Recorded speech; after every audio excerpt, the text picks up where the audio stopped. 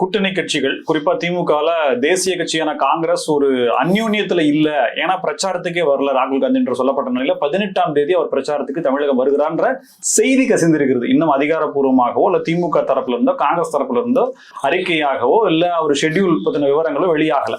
இந்த தகவலை நீங்க எப்படி எடுத்துக்கிறீங்க? 6ஆம் தேதி அன்னைக்கு வரதா செல்வ பிறந்தகை சொன்னாரு. அதுக்கப்புறம் பெல்ட் டெஸ்ட் போயிட்டாங்க. 15 மோடி 15ஆம் தேதி வரதுனால 18ஆம் தேதி நாங்க. இன்றைக்கு தமிழக காங்கிரஸ் காரிய கமிட்டியுடைய தலைவர் செல்வ பிறந்தகை எந்த இடத்துல நீங்க சொன்னதை சொல்லல. கேவி தங்கபால் மட்டும் தான் சொல்றாரு.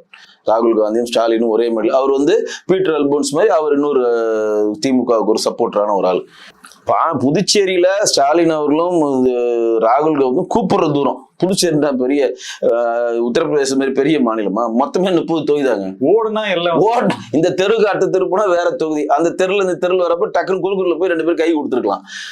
ஆனா 2 பேரும் சந்திக்கவே மிங்கிலே ஆகல. இன்னைக்கு ஆல்மோஸ்ட் தேர்தலுக்கு இன்னும் 23னா இன்னைக்கு தேதியில ஒரு 10 நாள் தான் இருக்குன்னு வச்சுங்க. 10 8 நாள் தான் இருக்கு. 7 நாள் 7 நாள் இருக்கு.